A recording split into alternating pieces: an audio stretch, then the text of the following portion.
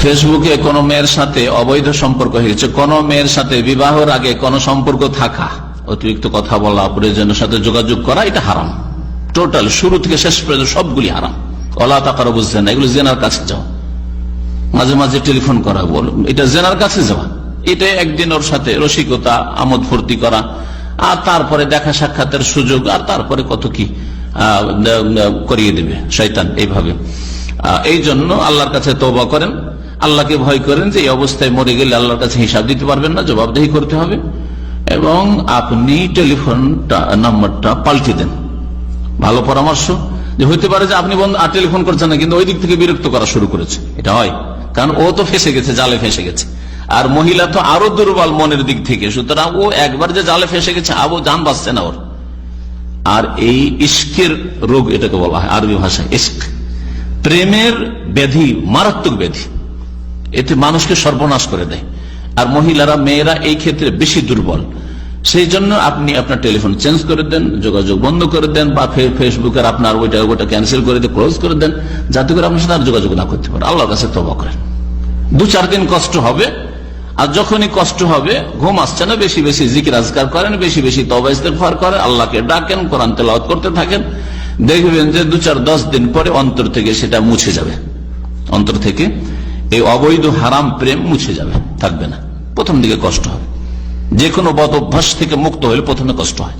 যে কোনো বদ অভ্যাস ছাড়তে হলে প্রথমখানে কষ্ট হয়। ধূমপান ছাড়েন, জর্দা ছাড়েন, যে কোনো খারাপ অভ্যাস ছাড়েন, এমনকি ভালো অভ্যাস ছাড়তেও কষ্ট হয়। চা খাওয়া, সকাল বিকাল চা খাওয়া যদি অভ্যাস থাকে, আর হঠাৎ চা খাবো না, মাঝে মাঝে একটু পেরেশানি লাগবে, যে কি রে, ক্লান্ত যেন হয়ে যাচ্ছে। চা আসে না, খাই মিটে না মনে হচ্ছে। অফিসে আসতে এক কাপ চা আসবে, ভালো লাগবে, কফি আসবে। তো অথচ এগুলো খুব খারাপ অভ্যাস নয়, জায়েজ অভ্যাস। তারপরেও সেটা ছাড়তে প্রথমখানে একটু কষ্ট লাগে, কিন্তু 2-4 দিন ছেড়ে দিলে কোনো ব্যাপার না। জি, আমাদের এখানে সবকিছু থাকলে এমন করেছে, মাঝে মাঝে 2-3 দিন চলে যায়। এই জন্য চাই না, কখনো খাদেমদের কাছে চা চাইতে যায় না। যদি নিজে থেকে দিয়ে দিল ঠিক আছে। 2বারের বেশি, সকালে একবার, বিকালে একবার, 2বারের বেশি যদি আসে তখন না। আর চাই না, 2-3 দিন চাইও না, কখনো চাই না।